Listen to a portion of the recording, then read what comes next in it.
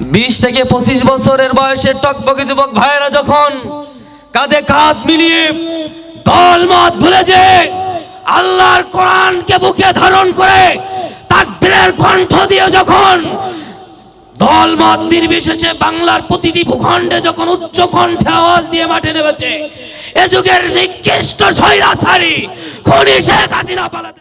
আজও যদি পৃথিবীর কোন ভূখণ্ড থেকে স্বৈরাচার জাগ্রত হতে হয়, আমরা সমূলে সব শক্তি দিয়ে ইনশাআল্লাহ প্রতিরোধ করবো। ইনশাআল্লাহ রাজি আছি।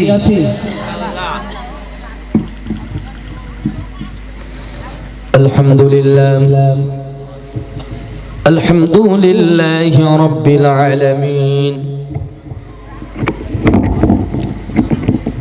ওয়াল আকিবাতু লিল মুত্তাকিন নাহমাদুহু ওয়া নুসাল্লি আলা রাসূলিহিল কারীম আম্মা বা'দ আহমাদুহু হামদান কাসীরান আলা দাওয়াম أشهد أن لا إله إلا الله وحده لا شريك له ونشهد أن سيدنا وسندنا ومولانا محمدا عبده ورسوله الذي أرسله بالحق بشيرا ونذيرا وداعيا إلى الله بإذنه وسراجا وقمرا منيرا فقد قال الله تعالى في كلامه المجيد وفي فرقانه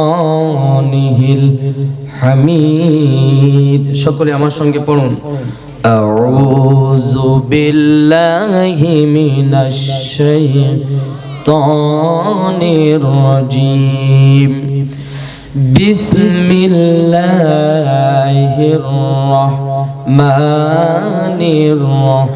الرحيم إن الله يحب الذين يقاتلون في سبيله صفا كأنهم بنيان مرصوص صدق الله العظيم وقد صدق رسوله النبي الكريم ونحن ذلك لمن الشاهدين والشاكرين الحمد لله رب العالمين. عن علي رضي الله تعالى عنه يوشك أن يأتي على الناس زمن لا يبقى من الإسلام إلا اسمه ولا قرآن إلا رسمه مساجدهم عامرتهم وهي خرابهم من الهدى علماؤهم شرهم من تحت أديم السماء عندهم تخرج الفتنة وفيهم تعود رواه البيهقي وقال عليهم الصلاة والسلام إن الله وملائكته يصلون على النبي يا أيها الذين آمنوا صلوا عليه وسلموا تسليما اللهم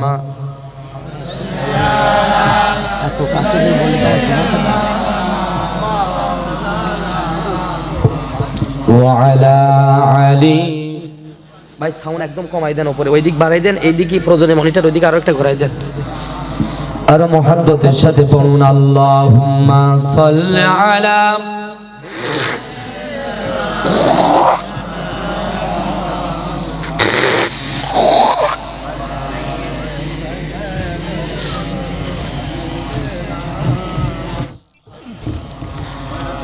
একটু মুহাব্বতের সাথে পড়ুন আল্লাহুম্মা। আরে এই মাইক্রোফোনটা একটু ভালো নেবেন, তাহলে একটু দূরেতে বলি, একদম গায়ে গায়ে বলা লাগতেছে, দেখতেছেন। ওয়া আলা আলি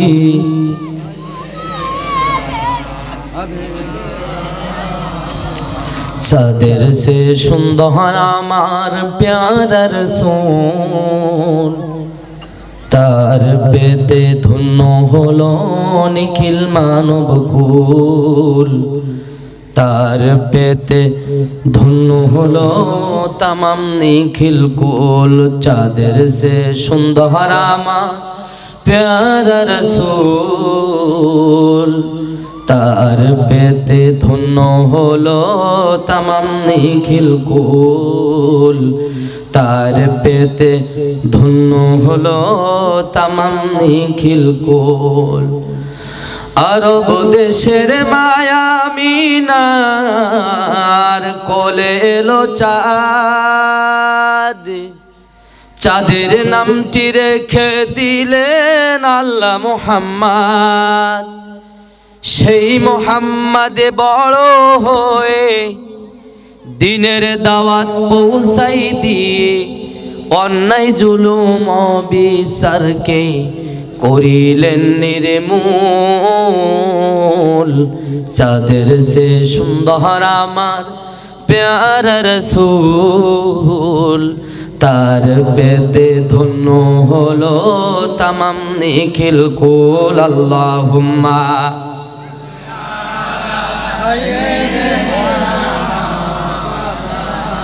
ওয়া আলা আলি।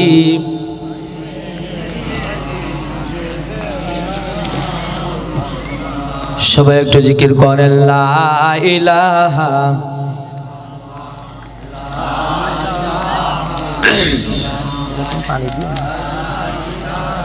আর মোহাব্বতে লা ইলাহা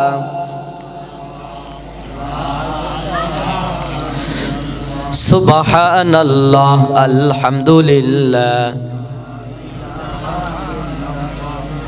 লা ইলাহা ইল্লাল্লাহু মুহাম্মাদুর রাসূলুল্লাহ সাল্লাল্লাহু। মাদ্রাসাতুর রহমানের উদ্যোগে আজকের এই বিশাল ঐতিহাসিক 2 দিনব্যাপী তাফসিরুল কোরআন মাহফিলের সম্মানিত সুযোগ্য সভাপতি শাইখুল হাদিস আল্লামা সাজিদুর রহমান ফয়েজি দাউমাত বরকাতুহুল আলিয়া, আল্লাহ পাক যেন তার গোলামকে দিনের জন্য ইসলামের জন্য কবুল করেন, পড়েন আমিন। আজকের এই মহতী অনুষ্ঠানের প্রধান অতিথি হযরত মাওলানা আব্দুল খালেক সাহেব, মুহতামিম জামিউল উলুম মাদ্রাসা সাতক্ষীরা, হাজারো আলেমের ওস্তাদ।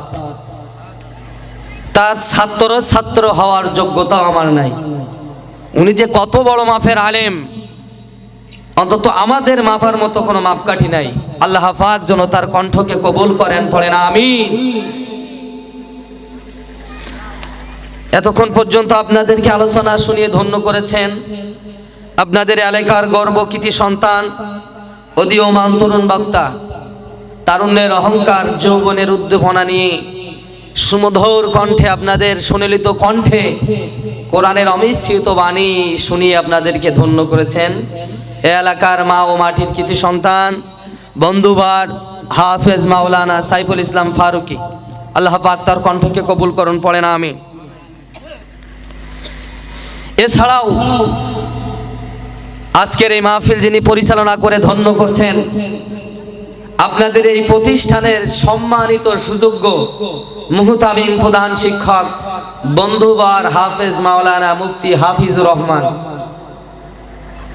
অত্যন্ত দক্ষ এবং প্রখার মেধার অধিকারী।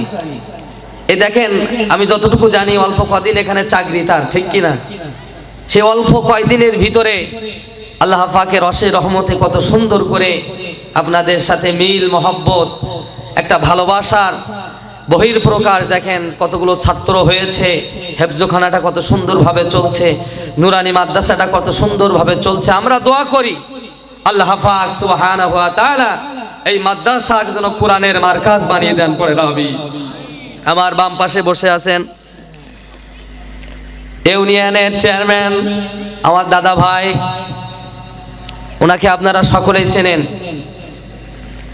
উনি বারবার নির্বাচিত সফল মেম্বার, এবং আপনারা জানেন যে এই বাংলাদেশের ভিতরে একবারে মেম্বার থেকে শুরু করে সরকার পর্যন্ত সব থেকে বেশি কষ্ট হচ্ছে মেম্বারি ভোটে, ঠিক কিনা? তাই না? সব থেকে বেশি কষ্ট হচ্ছে মেম্বারির ভোটে। আমার মনে হয় যে মেম্বারিতে পাশ করে ওর বিনা হিসাবে এমপিতে বসাই দেওয়া যায়, কারণ একজন মেম্বার হওয়া কিন্তু কঠিন ব্যাপার। সে সারা রাত মানে জনগণের খেদমত করে 12টার সময় একটু ঘুমাবে, হঠাৎ করে একজন এসে বলবে মেম্বার সাহেব ওঠো, কই আমার সে ভাতার টাকাটা তো আসলো না, ঠিক কি না? কিন্তু চেয়ারম্যানের কাছে কিন্তু যাবে না, যত কষ্ট যন্ত্রণা সব মেম্বারের পোয়াতে হয়। আল্লাহ পাক তার এখন ভারপ্রাপ্ত চেয়ারম্যানের দায়িত্ব দিয়েছেন। আগামীতে আমি দোয়া করি, অনেক ইতিহাস আছে, যদি সময় থাকে একটু বলবো ইনশাআল্লাহ আমার দাদার ব্যাপারে। উনি আমার দাদা, কিভাবে দাদা আমি বলবো, একটু আপনারা ধৈর্য ধরে শুনবেন তো ইনশাআল্লাহ। আল্লাহ পাক এই ইউনিয়নের কল্যাণ এবং মানবতার নিরকে ইসলামের ধারাবাহিকতায় মানবতার খেদমতের জন্য আল্লাহ তাআলা তাকে নিযুক্ত করে, পড়েন আমিন। কথা দীর্ঘায়িত করবো না, এবার সরাসরি আমি আলোচনার দিকে যাচ্ছি, খুব মনোযোগ দিবেন, রাত অনেক হয়ে গেছে। কথা কি বোঝা যায়? যায়? আমার ভাইয়েরা, বন্ধুরা, আপনারা যারা এসেছেন, আমরা এখানে যারা উপস্থিত হয়েছি, এই মাহফিল শোনার পরে আমাদের প্রত্যেককে 500 করে টাকা তো দেওয়া হবে নাকি? দেওয়া হবে? কথা কয় না, কাউকে দেওয়া হবে? তাহলে আপনারা এখানে মাহফিল শুনতে এসেছেন, গরুর মাংস দিয়ে আপনাদের মাহফিলের পরে খাওয়াই দেওয়া হবে? তাও না, টাকাও দেওয়া হবে না, খেতেও দেওয়া হবে না, তাহলে কিসের জন্য এসেছেন?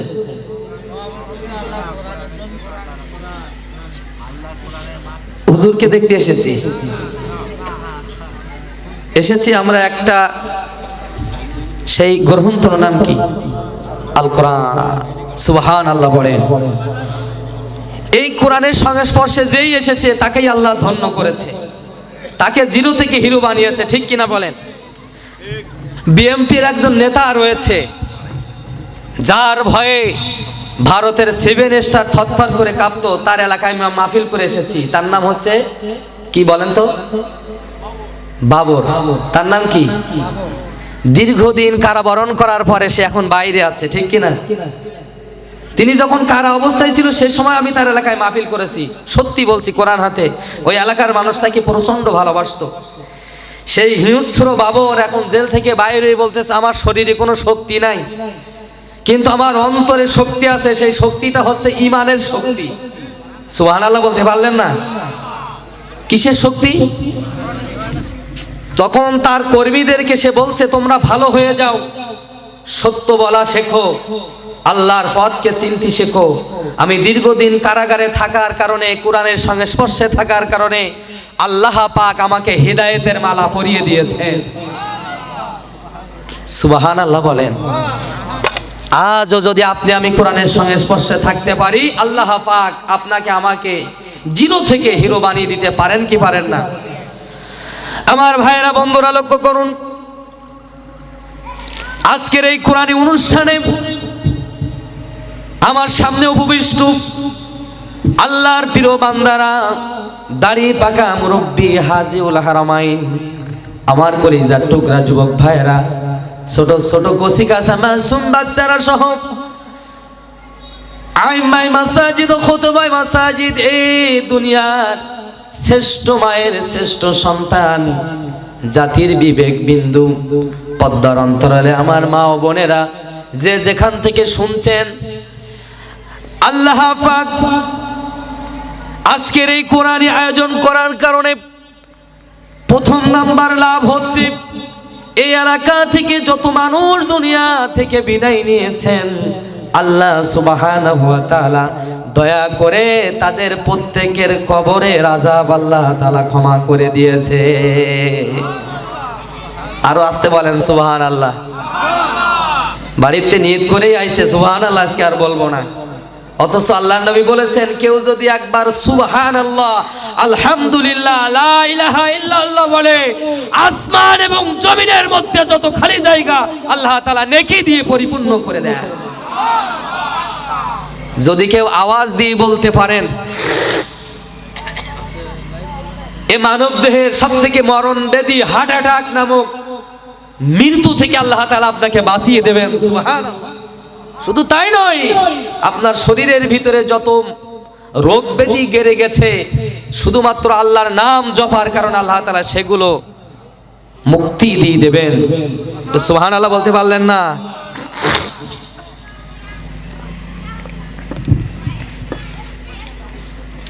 আমার ভাইয়েরা, বন্ধুরা, লক্ষ্য করুন, এতক্ষণ পর্যন্ত বললাম মৃত্যু ব্যক্তিদের লাভ।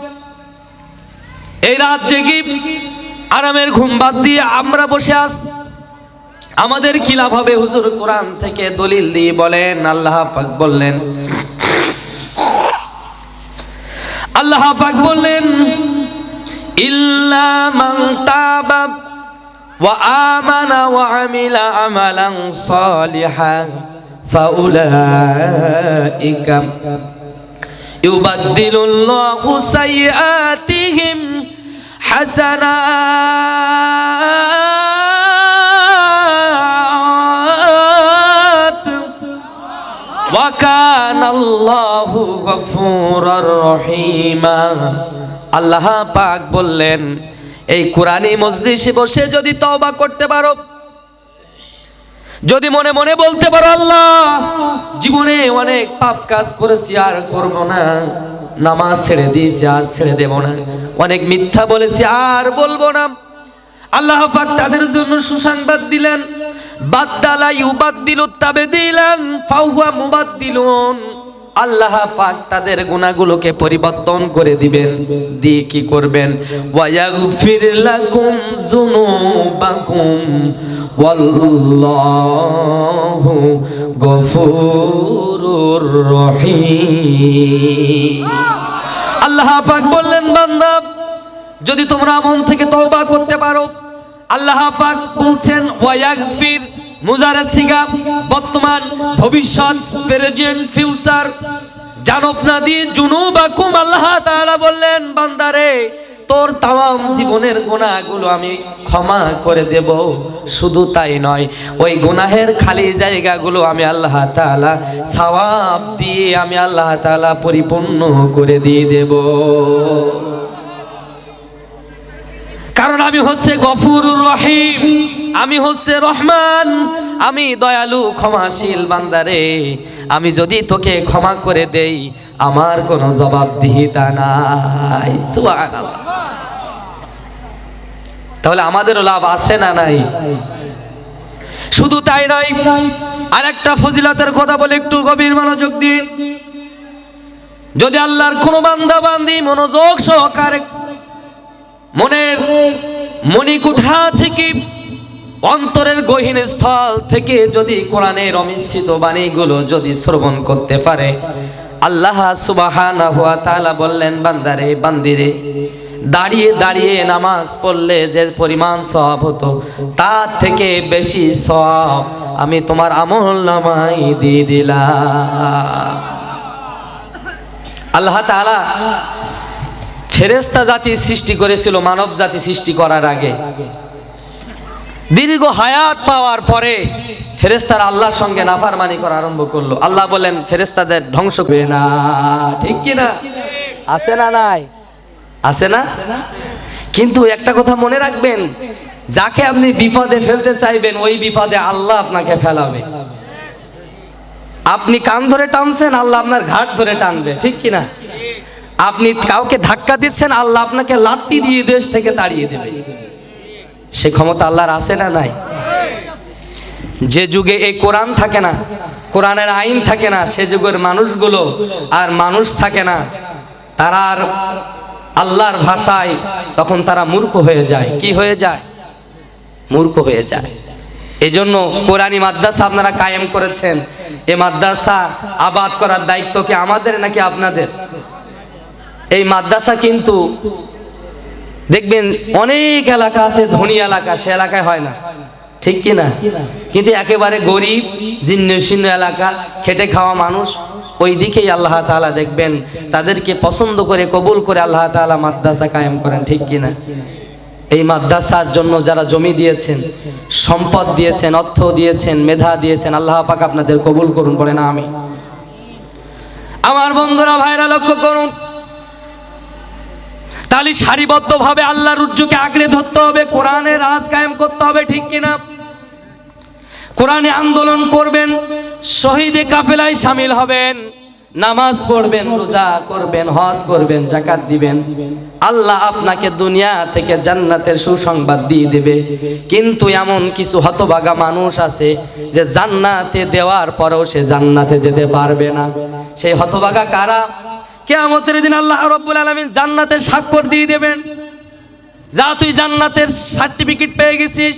কিন্তু আল্লাহ রাব্বুল আলামিন তাদেরকে জান্নাতে এজন্য যেতে দিবেন না, কারণ দুনিয়ায় তারা মা বাবার সঙ্গে বেয়াদবি করেছে। এরকম মানুষ আছে না নাই? যেহেতু গভীর রাত, আমি আর অল্প কিছু সময় কথা বলবো। সারা রাত ওয়াজ শুনে লাভ হবে না যদি ফজরের নামাজ জামাতে না পড়া যায়, ঠিক কিনা?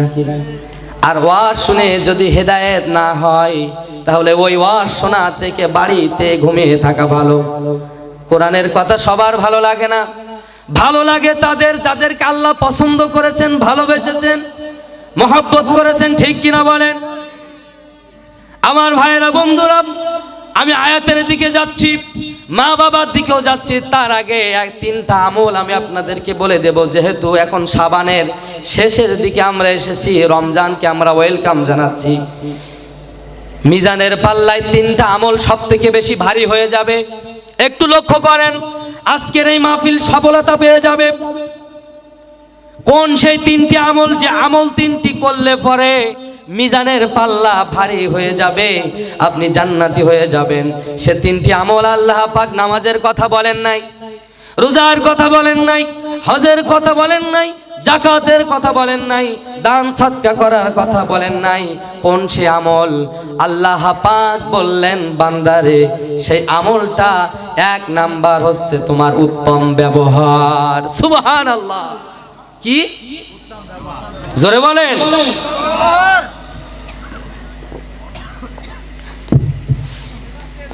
এ ব্যবহার আমাদের আছে? যে বড় লোক সে গরিবের সহ্য করতে পারে না, সাদা মানুষ কালা মানুষের দেখতে পারে না, ঠিক কিনা? নেতা তার কর্মীর সাথে খারাপ ব্যবহার করে।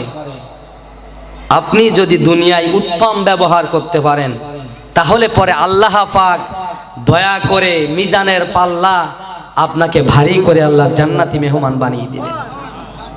আজকের থেকে হাত তুলে নিয়ত করেন, হাত তোলেন যে আমরা জীবনে কখনো আর মানুষের সঙ্গে খারাপ ব্যবহার করব না।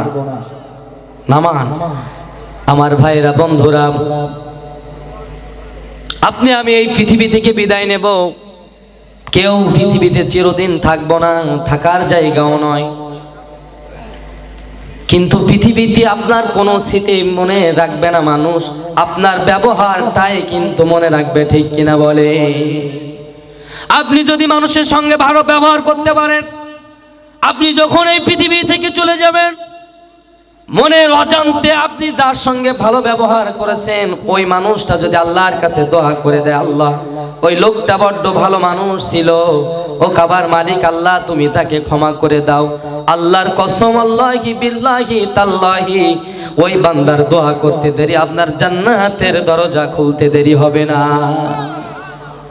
এমনও মানুষ এই পৃথিবীতে আছে যাদের অত্যাচারে গ্রামে মানুষ থাকতে পারে না, আছে না নাই?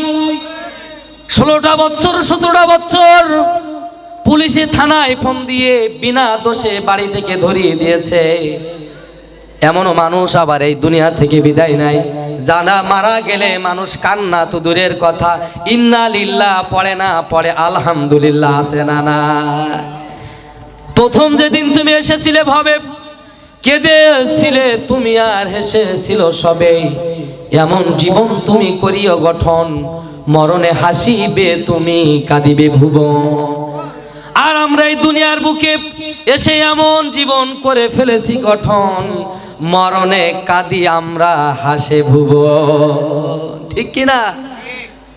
তাহলে এক নাম্বার আমল ভালো ব্যবহার করতে হবে। আর এই দুনিয়ায় মানুষ সব থেকে খারাপ ব্যবহার তার মা বাবার সাথে করে, ঠিক কিনা? আমার ভাইয়েরা, বন্ধুরা, মাহফিল শুনে লাভ হবে না। আপনি যদি মা বাবার সাথে ভালো ব্যবহার না করতে পারেন, এই দুনিয়ার ইবাদত বন্দেগী আল্লাহ পাক বললেন, ইকাল্লাযিনা হাবিতাত আমালুহুম ফিদ দুনিয়া ওয়াল আখিরাহ ওয়া মা লাহুম মিন নাসিরিন। আল্লাহ তাআলা বললেন যে এই দুনিয়ায় মা বাবার সঙ্গে খারাপ আচরণ করলে তোমার ইবাদত বন্দিকে আমি ধুলি কণা উড়িয়ে দেব। শুধু তাই নয়, ওয়া মা লাহুম মিন নাসিরিন, কিয়ামতের দিন আমি আল্লাহ তোমার দিকে তাকাবো না বান্দা। নাউজুবিল্লাহ। অনেক যুবক সন্তান রয়েছে যারা তাদের মা বাবার সাথে খারাপ ব্যবহার করে, ঠিক কি না? হাই হাই, মা বাবা যখন মারা যায় এবার এসে মাথায় চড়ায় বলে, আল্লাহ আমার মা বাবার ফিরাই দাও, একটু মাপ চাবো, ক্ষমা চাবো। লাভ হবে? লাভ হবে? মাপ চাইতে হবে জীবিত থাকা অবস্থায়, ঠিক কি না? আর আমাদের সমাজে কিছু ওয়াজ আছে ভাইরাল ওয়াজ, যে মা বাবার চোখের দিক তাকালি পরে নাকি হজের সওয়াব পাওয়া যায়। এরকম ওয়াজ আমরা শুনি কি শুনি না? আমার ভাইরা বন্ধুরা, জুমার দিন হুজুরের মুখে আমার এক যুবক ভাই এই ওয়াজ শুনেছে যে মা বাবার চোখের দিকে তাকিয়ে একটু মিসকে হাসলে নাকি কবুল উমরা হজের সওয়াব পাওয়া যায়। এখন সন্তান বাড়ি এসে বলে, মা আমার চোখের দিকে তাকাও আর মিসকি মিসকে হাসো। বলে, খবরদার খবরদার চোখের পলক দিও না। মা বলে, কি ফের আমার সন্তানের কি জেনে ধরলো নাকি? সারা জীবন কোনোদিন এরকম কথা বলে না, আজকে কি হলো জেনে ধরলো নাকি? জেনে পেয়েছে নাকি? সন্তান বলে, মা খবরদার চোখে পলক দিবা না। মা বলে, বাবা কি হয়েছে সেটা তো বলবি। চোখ নাই আমি না ফেললাম। সন্তান তখন ডাক দিয়ে বলে, ও মা আজকে মসজিদে হুজুর ওয়াজ করেছে, বলে মা বাবার চোখের দিকে তাকিয়ে মিসকে হাসলে নাকি ওমরা হজের সওয়াব পাওয়া যায়। এরকম ওয়াজ আপনারা শুনেছেন না? আচ্ছা, আপনাদের কাছে আমি জানতে চাই, বিবেক থাকলে উত্তর দেন। বলেন তো, মায়ের চোখের দিকে তাকায় এইভাবে ফ্যাল ফ্যাল করে তাকাই দেখলেন আর আল্লাহ আপনার কবুল হজের সওয়াব দিতেই থাকলো, এটা সম্ভব? এই তাকানোটা, এই তাকানো না, এই তাকানোটা আবার ব্যাখ্যা আছে তাফসিরে কাবির মুনিরের মধ্যে। আল্লাহ পাক বললেন, ও বান্দা ওইভাবে তাকানোর কথা আমি বলি নাই। তোমার মা অসুস্থ, মায়ের ঔষধ কেনা দরকার। তোমার দুনিয়ায় যতই কাজ থাক সেগুলোকে বাদ দিয়ে আগে দৌড় দিয়ে ফার্মেসি থেকে ওষুধ কিনে মায়ের পায়ের কাছে ফেলো, এটাই তাকানো, ঠিক কি না? মায়ের হাত খরচের টাকা দরকার, চাকরির প্রথম বেতন পেয়ে আগে মায়ের হাতে দাও, এটার নাম তাকানো। কথা বোঝা যায়? আর একটা ওয়াজ আছে হুজুরিরা করে, ওয়া কাদা রাব্বুকা আল্লাহ তা'বুদু ইল্লা ইয়াহু ওয়া বিল ওয়ালিদাইনি ইহসানা, ঠিক কি না? বলে মা বাবাকে খেদমত করতে হবে দুনিয়ায়। আমি বলি না খেদমত করা যাবে না। তাহলে কি করা যাবে? আল্লাহ তো খেদমত করার কথা বলি নাই, বলেছে ইহসানা, ইহসান করো। খেদমত আর ইহসানের ভিতরে পার্থক্য কি? মনে করেন সোনাতলার ওই মোড় থেকে এই মাদ্রাসা পর্যন্ত 20 টাকা ভ্যানালার ভাড়া, আপনি তাকে 20 টাকা ভাড়া দিয়ে দিলেন, তার প্রতি কি জুলুম করলেন? জুলুম করলেন। আবার ওই 20 টাকার ভাড়া যদি আপনি তাকে জোর করে ক্ষমতা দেখিয়ে, নৌকার ভয় দেখিয়ে, নাঙলের ভয় দেখিয়ে, ধানের শেষের ভয় দেখিয়ে যদি তাকে 10 টাকা দেন, তাহলে জুলুম করা হবে কিনা? জুলুম করা হবে না? আমার ভাইয়েরা বন্ধুরা, আবার ওই একই ভাড়া 20 টাকা না 15 টাকা না, 20 টাকা না 15 টাকা না, আপনি যদি তাকে খুশি হয়ে 50 টাকা দিয়ে দেন, তাহলে কি করা হবে?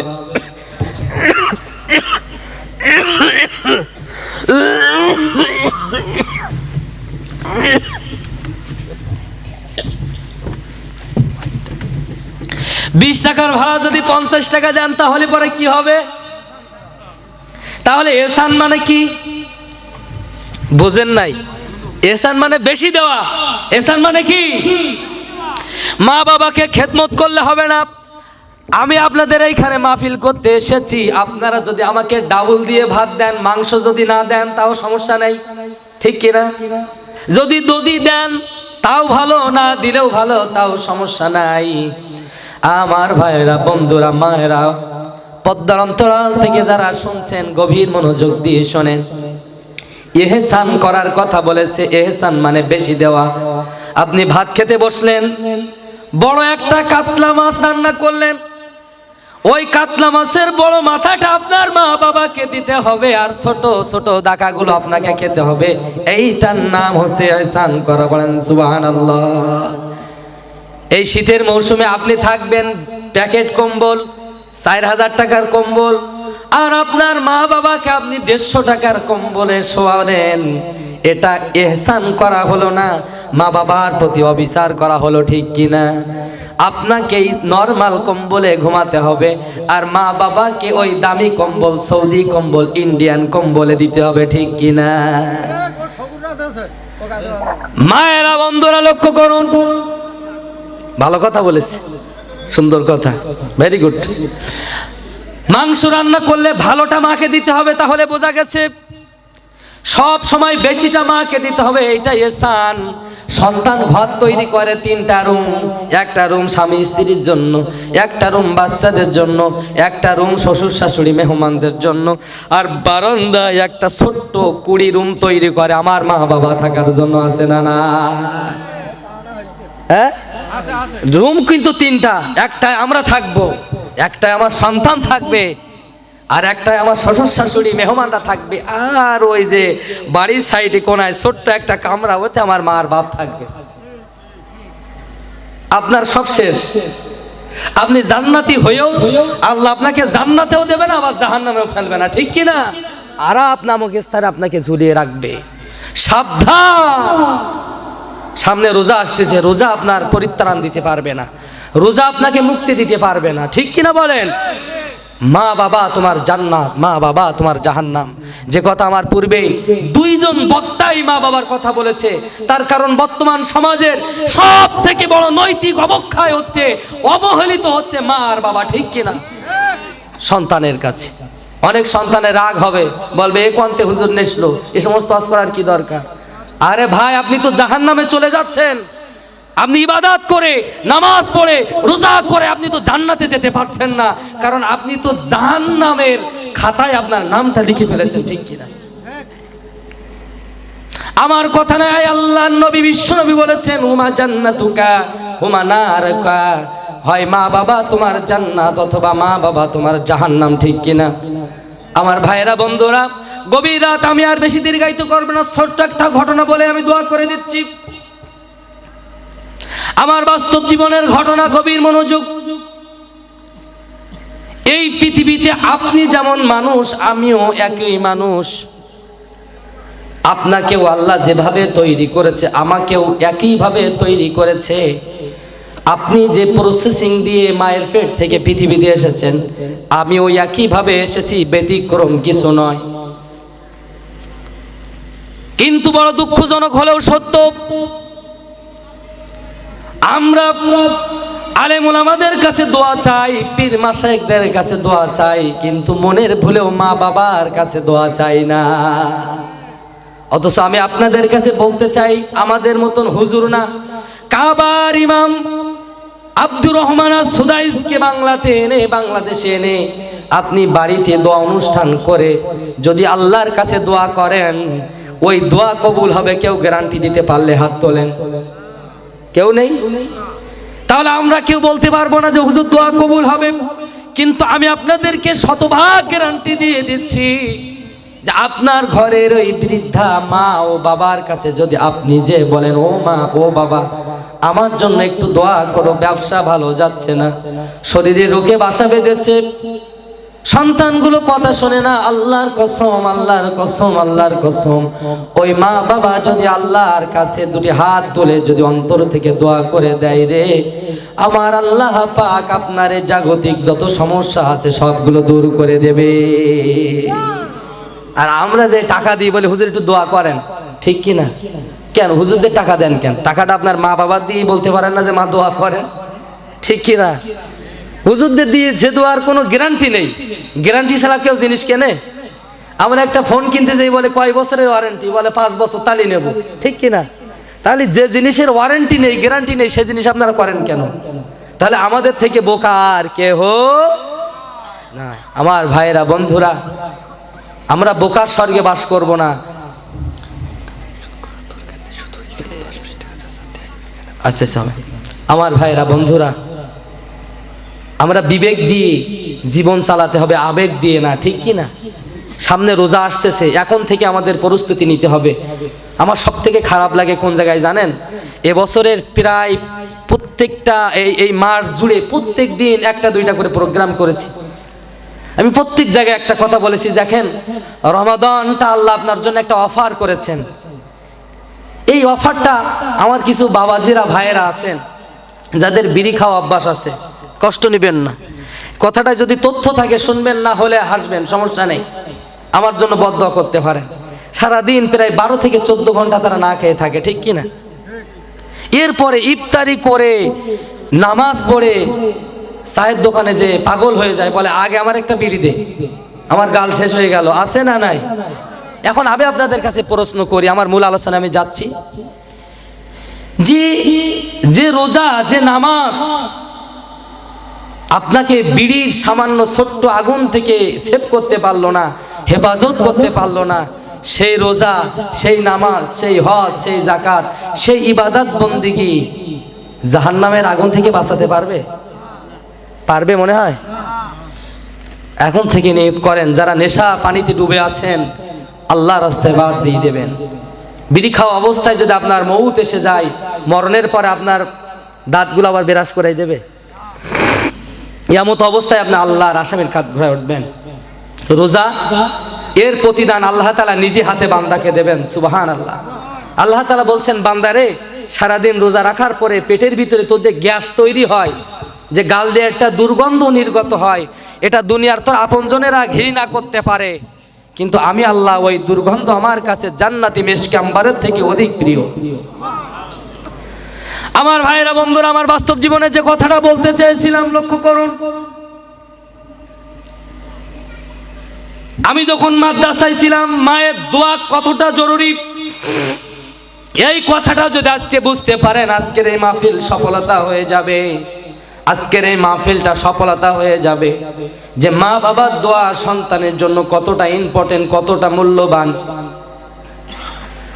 আমার বাস্তব জীবনের একটা কথা বলছি,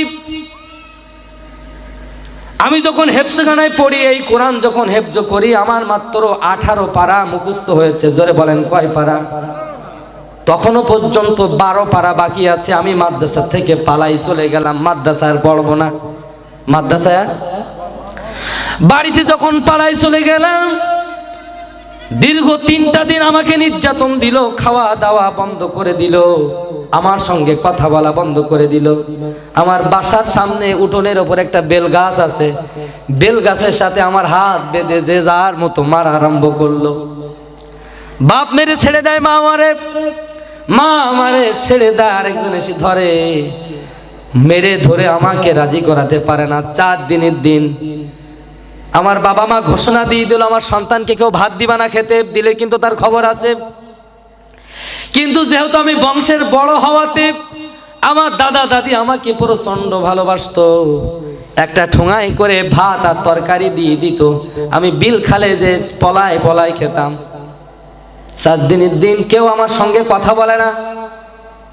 আমি মাদ্রাসায় আর পড়বো না, আমার একটাই কথা, আমার জীবন চলে যাবে, কিন্তু আমি হাফিজে মাদ্রাসায় আর যাব না। ও মা, ও বাবা, আমাকে তুমি মারো যতবার।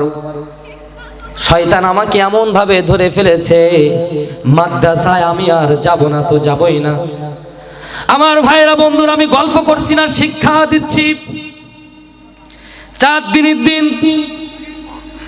গভীর রজনী 3টা থেকে 3:30 অথবা আনুমানিক 4টা বাজে। যেহেতু আমরা যারা হেফজখানায় পড়ি, গভীর রাত্রে আমাদের ঘুম ভেঙে যায়, ঠিক কিনা? আপনাদের মাদ্রাসার বাচ্চারা কিন্তু ফজরের আরো অনেক আগে উঠে কোরআন পড়তে হয়, ঠিক কিনা? আমার প্রত্যেকদিন ওই একই টাইমে ঘুম ভেঙে যায়। এবার আমি লক্ষ্য করলাম, হেরকিনের আলো দিয়ে নিভো নিভো করে আলোটা আস্তে আস্তে করে জ্বলতেছে। আমার মা সেজদায় পড়ে আছে। সেদিন আমার বাবা বাসায় নাই, সেজদায় পড়ে আছে। আমরা 3 ভাই একই জায়গায় ঘুমিয়ে আছি, আর 2 ভাই ছোট, আমি সবার বড়। আমার ঘুম ভেঙে গেছে। আমি লক্ষ্য করে দেখলাম মা অনেকক্ষণ ধরে সেজদায় পড়ে আছে। আমি ভাবলাম মার কি সমস্যা হলো, অজ্ঞান হয়ে গেল, নাকি বেহুশ হয়ে গেল। আবার ভাবতেছি যদি ভালো শাস্তে যায় আবার যদি ধরে মারে, যে তুই আমার গায়ে হাত দিলি কেন? এই ভয়ে যা হয় হোক, আমি হাত দেই না, চুপ করে বসে আছি মশারির ভিতরে। দীর্ঘ সময় পরে আমার মা ভেউ ভেউ করে কান্দে, ছোট বাচ্চার মতো করে ভেউ ভেউ করে কান্দে, আর সেজদায় পড়ে জোরে জোরে বলতেছে, আল্লাহ আল্লাহ, তোমার কোরআন কি করে পড়তে হয় জানি না, ইসলামের বিধিবিধান কিভাবে মানতে হয় তাও জানি না আল্লাহ, কিন্তু এতটুকু জানি যে মা বাবা যদি সন্তানের জন্য হাত তোলে সেই হাত তুমি ফিরিয়ে দাও না। ও কাবার মালিক, আরশের মালিক আল্লাহ, আমি তো মা, আমি তো আমার সন্তানকে পেটে ধরেছি, ও আল্লাহ কত কষ্ট করেছি সব তো তুমি জানো রে আল্লাহ। তোমার নবী বলেছে যদি কোনো মা সন্তানের জন্য হাত তুলে দেয়, আমার আল্লাহ ওই হাত ফিরিয়ে দেয় না। ও কাবার মালিক আল্লাহ, আমি তো তোমার বান্দি, পৃথিবীর পাপিষ্ট বান্দি রে আল্লাহ, তোমার কাছে দুটি হাত তুলে দিয়েছি। ও মালিক, তুমি কিভাবে তোমার বান্দির দোয়া কবুল করো আমিও দেখতে চাই, যে কেমন সন্তানের জন্য মা বাবার দোয়া কবুল হয়। আল্লাহ আমি একটা প্রমাণ দেখতে চাই। আল্লাহ তুমি তো রহমান, তুমি তো রহিম, তুমি তো সব কিছু পারো, কোন আর ফায়াকুন হয়ে যায়। আল্লাহ আমার সন্তানটাকে আল্লাহ তুমি নিজে দায়িত্ব নিয়ে হেদায়েতের মালা পরিয়ে তুমি মাদ্রাসায় নিয়ে যাওয়ার ব্যবস্থা করো। আমি কিন্তু আমার সন্তানকে আর মাদ্রাসায় যেতে বলবো না, আমি কিন্তু আমার সন্তানকে মাদ্রাসায় যাওয়ার জন্য জোর করব না। আল্লাহ তোমার কাছে দোয়া করলাম, এই দোয়া শেষ দোয়া। আল্লাহ তোমার নবী যদি সত্য হয়, কোরআন যদি সত্য হয় রে আল্লাহ, দেখবো কিভাবে তোমার বান্দির ডাকে তুমি সাড়া দিয়ে থাকো। তাহাজ্জুদের রুখতে দুনিয়ার সবাই ঘুমিয়ে আছে। আল্লাহ তুমি তো বলেছো বান্দিরে কি লাগবে আমার কাছে বল, আমি দেওয়ার জন্য প্রস্তুতি আছি, যেটা লাগবে সেটা বল। অভাব অনটন অশান্তি সন্তান কথা শোনে না, আমি আল্লাহ আমার কাছে বল, আমি আল্লাহ রাব্বুল আলামিন সব কিছু ব্যবস্থা করে দেব রে বান্দা। আমার মায়া দোয়া করলো, ফজরের নামাজ পড়লো, চলে গেল। আমার অন্তরের ভিতরে আল্লাহ কি একটা আগুন জ্বালিয়ে দিল। সকাল হলো, তখনও আমি ফজরের নামাজ আদায় করি নাই, আমি নিজের থেকে জিনিসপত্র গোছানো আরম্ভ করে দিলাম। এই দৃশ্য দেখে আমার চাচিরা হাসাহাসি করতেছে, বলতেছে আমাদের সাবাল আবার পাগল হয়েছে। বলে তোর আবার কি ভূতি ধরলো নাকি? তুই না বললি আর মাদ্রাসায় যাবি না, আবার কেন গায়ে পাঞ্জাবি ঢুকাইলি, আবার কেন জিনিসপত্র গোছাইলি? আমি তখন বলতেছি আমি সমস্ত জানি না, আমার মা কোথায় বলো? বলে তোর মা ওই দিকে গেছে, কোথায় গেছে তাও জানি না।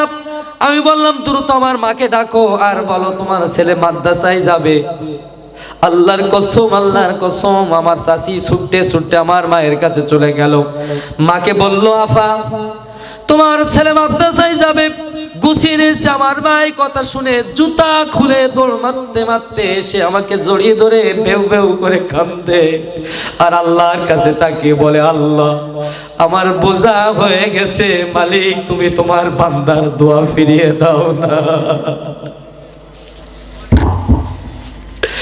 মালিক তুমি তোমার বান্দির দোয়া ফিরিয়ে দাও না। আল্লাহ তোমার কাছে যে দোয়া আমি করেছি আল্লাহ তুমি কবুল করেছো। আমি বললাম মা আমার 20টা টাকা দাও, মাদ্রাসায় চলে যাব। মা হাসি মুখে মুখে চুমা দিয়ে 20টা টাকা আমাকে দিয়ে দিল, মাদ্রাসায় চলে গেলাম। 6 মাস পরে হাফেজ হলাম। মা কি ফোন দিলাম, ও মা তোমার সন্তান হাফেজে কোরআন হয়ে গেছে, ও মা তুমি আসো দ্রুত। আমার মা ওই দিন ওয়াজারে কেঁদেছিল আর বলেছিল, আল্লাহ আমার সন্তানটাকে তোমার দ্বীনের জন্য, ইসলামের জন্য আমি ওয়াকফ করে দিয়ে দিলাম। ওই দিন আমি আমার মায়ের কাছে একটা দোয়া চেয়েছিলাম, ও মা অনেক সন্তান মায়ের কাছে দোয়া চায় বড়লোক হওয়ার জন্য, অনেক সন্তান দোয়া চায় ডাক্তার হওয়ার জন্য, শিক্ষক হওয়ার জন্য। মা আমি আমার মায়ের কাছে আলেম হওয়ার জন্য দোয়া চাইনি, আমি বলেছিলাম ও মা আমি যেন বক্তা হতে পারি, আমার জন্য একটু দোয়া করে দিও মা। মায়ের সেই দোয়ার বরকতে আজ আমি সেই ছোট্ট মানুষ, প্রত্যেক দিন রাত প্রধান বক্তায় সারা বাংলাদেশে প্রায় এবছর 34টা জেলায় আল্লাহ আমাকে ঘুরিয়েছেন। সুবহানাল্লাহ। আমার পদ্মার অন্তরালের মায়ের আপনারা শুনছেন, কথায় কথায় সন্তানদের বদদোয়া দেয়, ঠিক কি না? এরকম মা আছে না? একটু দুষ্টামি করলে বলে তুই মরতে পারিস না, তোর মরণ হয় না, তুই গাড়ির তলায় যেতে পারিস না, তুই পুকুরে ডুবে মরতে পারিস না। ও মা, মনে রেখো মা, তোমার দোয়া যেমন আল্লাহর কাছে কবুল হয়, তোমার বদদোয়াটাও কিন্তু আমার মালিকের কাছে কবুল হয়ে যায়। কাবার একজন ইমাম, নাম তার আল কালবানি, অনেক কালো। তার একটা সাক্ষাৎকার আপনারা দেখবেন, ইউটিউবে সার্চ করলে চলে আসবে। তাকে জিজ্ঞাসা করা হলো, শায়েখ আপনি কি করে কাবার ইমাম হলেন? আপনার চেহারা তো বেশি একটা ভালো না। শায়েখ কাঁদতে কাঁদতে বলে, ভাই আমি আমার ইলমের জন্য কাবার ইমাম হইনি, আমি আমার মায়ের বদদোয়ার জন্য কাবার ইমাম আল্লাহ বানিয়েছে। কি বদদোয়া? কি দোয়া? বদদোয়া। বলতেছে আমি যখন ছোট ছিলাম অনেক দুষ্টামি করতাম, এখন আমার মা রেগে মেগে বলতো, আল্লাহ তুমি আমার সন্তানটাকে কাবার ইমাম বানাই দিও। বদদোয়া করবেন, সেই বদদোয়াটা যেন ভালো হয়, ঠিক কিনা? আল্লাহ পাক আমার মায়ের সেই বদদোয়ায় আজ আমাকে কাবার ইমাম বানিয়ে দিয়েছে। আলেম হবেন, মায়ের কাছে দোয়া চান। এই এলাকায় যে ভাই, আরেকজনের নাম কি ওনার, ওই যে তো আপনার সাথে থাকে, রহমতুল্লাহ ভাই, আমি ভাইয়ের নামটা ভুলে গিয়েছিলাম, আমাকে প্রচন্ড ভালোবাসে।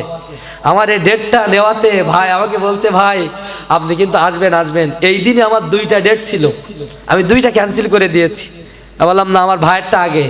আমার ভাই এই মাদ্রাসাটার জন্য অনেক কষ্ট করে। একটা কথা মনে রাখবেন, মসজিদের দায়িত্বে হওয়া, মাদ্রাসার দায়িত্বে থাকা, আলেম ওলামা হওয়া, হজ করা, মুখে রসুলের সুন্নাত রাখা, মানুষ আপনাকে ভালোবাসবে, মানুষ আপনাকে ভালো বলবে, এগুলো মা বাবার দোয়া ছাড়া হয় না, ঠিক কি না? অনেক দেখবেন ভ্যান চালায়, মাঠে ঘাটে কামলা খাটে, এরপরে মানুষ তাকে এত পরিমাণ বেশি ভালোবাসে, সে সীমাহীন, ঠিক কি না? তার কারণ কি? ও ভ্যান চালায় ঠিকই, কিন্তু দিন শেষে ওর মায়ের জন্য একটা সিংড়া, একটা কেক, 100 গ্রাম সন্দেশ নিয়ে ওর মাকে দিয়ে এরপর সন্তানকে দেয়। 100 গ্রাম সন্দেশের দাম অন্তত 40 টাকা, ঠিক কি না? তার মা ওইটুকুন খেয়ে সন্তানের জন্য দোয়া করে দেয়। আর কত কোটিপতি লাখপতি আছে, জীবনে কোনোদিন মায়ের কাছে একটু শোনে না, মা তোমার কি লাগবে, এরকম আছে না নাই? আপনি কোন মায়ের সাথে খারাপ ব্যবহার করেন? কাকে কষ্ট দেন আপনি? কাকে কষ্ট দিয়ে আপনি জান্নাতের আশা করছেন? সব শেষ হয়ে যাবে। আপনি যতই বড় আলেম হন, যতই বড় বুজুর্গ হন, মা বাবা অসন্তুষ্ট, আপনার জন্য জাহান্নাম ওয়াজিব হয়ে যাবে। আপনি যখন মায়ের পেটে ছিলেন, একবার এক ইমাম সাহেবের কাছে একটা বিচার আসলো, হুজুর আমার সন্তান আমাকে ধরে মারে, আপনি একটু বিচার করে দেন। এখন ইমাম সাহেব দেখতেছে যে আমি হলাম হুজুর মানুষ, পরের বাড়ি খায়, ঠিক কিনা? এমনিতেই আমাদের কোনো দাম নেই, আবার আমি যদি বিচার করতে যাই আমার পিঠ বাঁচবে না। এখন মুসল্লিদের সাথে সমন্বয় করে, মুসল্লিদের সামনে সমন্বয় করে সেই সন্তানকে ডাকা হলো। ডেকে সন্তান বলতেছে, হুজুর আপনি বিচার করবেন করেন, তাতে সমস্যা নেই, কিন্তু কোনো মারধরের দিকে কিন্তু গেলে আপনার খবর আছে, করে দাও, সব মেরে ফেলো। ফেরেশতারা মারতে মারতে সবাইকে মেরে ফেললো। পাহাড়ের চূড়ায় যে ছোট্ট একটা ফেরেশতা, দেখতে অনেক সুন্দর,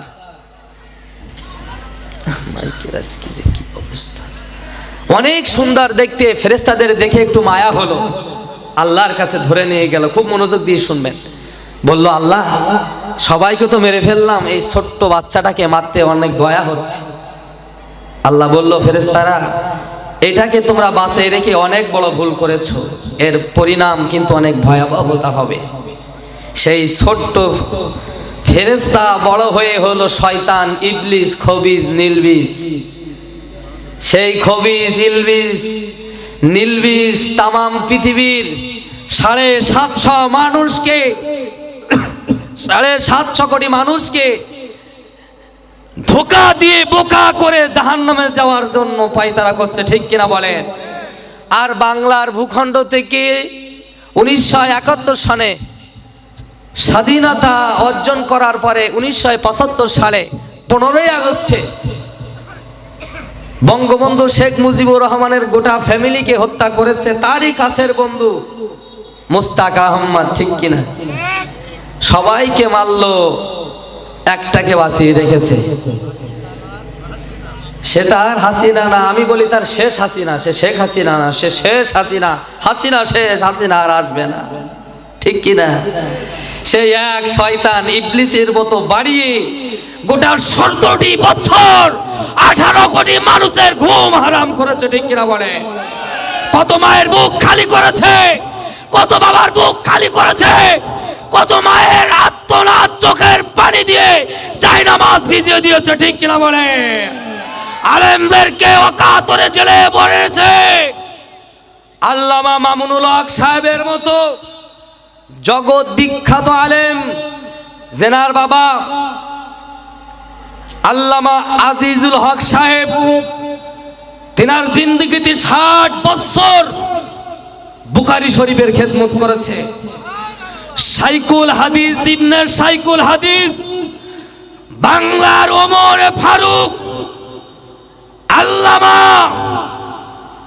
মামুনুল হক সাহেবের গলায় বেড়ি মাজায় বেড়ি, তাকে রিমান্ডে দিয়ে হুইল চেয়ারে বসিয়েছে, ঠিক কিনা বলেন? অথচ আমরা চোর বাটপার বাংলার সম্পদ যারা লুট করেছে, ব্রিজ কালভার্ট যারা খেয়ে ফেলেছে, তাদের হাতে আমরা বেড়ি দেখছি না, মাজায় বেড়ি দেখছি না। আমরা ইউনূস সরকারকে পরিষ্কারভাবে বলে দিতে চাই, আপনি নদীর স্রোতে ক্ষমতায় আসেন নাই, আপনি অসংখ্য যুবকের রক্তের স্রোতের বিনিময়ে ক্ষমতায় এসেছেন, ঠিক কিনা?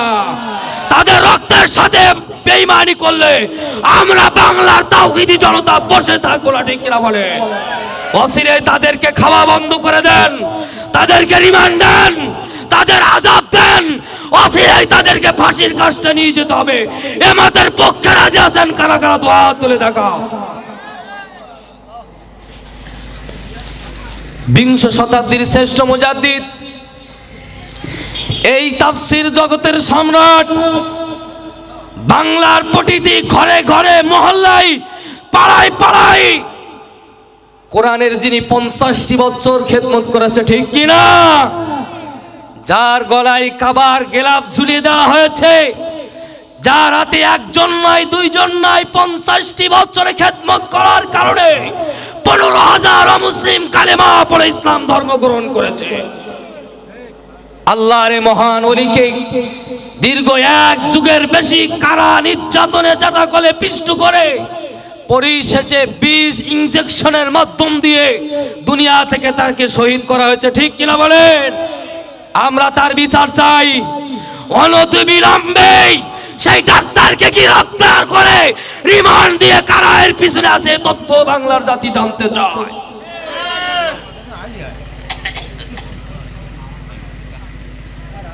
বাংলার ভূখণ্ড থেকে একবারে সব সদস্য পালানোর নজির পৃথিবীর কোনো দেশে আর নাই। সবাই একদিনে পালাই চলে গেছে। এমন কি মসজিদের হুজুরিরাও অনেকে পালাইছে, ঠিক কি না? আল্লাহ পাক এমন একটি আয়াত আপনাদের সামনে আমি তেলাওয়াত করেছি। আল্লাহ পাক বলছেন, ইন্নাল্লাহা, নিশ্চয় আমি আল্লাহ, সূরা সফের 4 নম্বর আয়াত, খুব মনোযোগ দেন, গভীর রাত। ইউহিব্বুল্লাযিনা, তাদেরকে সব থেকে বেশি পছন্দ করি, ভালোবাসি। সুবহানাল্লাহ বললেন না? এখন প্রশ্ন যে আল্লাহ কাদেরকে সব থেকে ভালোবাসেন? এ দুনিয়ায় তো অনেক মানুষ আছে, ঠিক কি না? আল্লাহ বললেন আমি সব থেকে তাদেরকে বেশি ভালোবাসি। তারা কারা দেখি তো, সেই ভালোবাসার ভিতরে আমরা আছি কিনা জানার দরকার আছে না নাই? ইউহিব্বুল্লাযিনা ইউকাতিলুনা, আল্লাহ তাআলা বলছেন যারা আমি আল্লাহ আমার রাস্তায় লড়াই করে, সংগ্রাম করে, জিহাদ করে, জোরে পড়েন সুবহানাল্লাহ। ফি মানে মধ্যে, সাবিলুন মানে রাস্তা, সাবিলিহি মানে আল্লাহ রাস্তায়। কার রাস্তায়? আল্লাহ তাআলা বলছেন আমি সব থেকে তাদেরকে বেশি ভালোবাসি যারা আমি আল্লাহ আমার রাস্তায় লড়াই সংগ্রাম জিহাদ করে, ফি সাবিলিল্লাহ।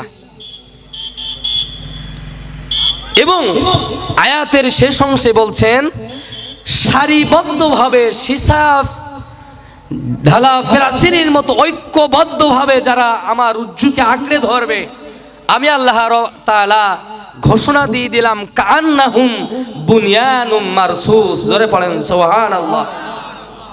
আল্লাহ পাক বললেন আমি তাদেরকে সবথেকে বেশি ভালোবাসি। সুবহানাল্লাহ বললেন না? আমার ভাইরা বন্ধুরা বা লক্ষ্য করুন, আপনি আমি আজকে যে কোরআনের মঞ্চ ময়দানে বসে আছি, এই ইকো কমাই দিন বলেন ভাই, সাউন্ড আজকে একদম আমার মনের মতন হলো না। ইকুটিকে সব একদম বন্ধ করে দেন, কোনো যেন ইয়া না হয়, একবার ওই মসজিদ সাউন্ডের মতো করে দেন। আমার ভাইরা বন্ধুরা আমার দিকে তাকান,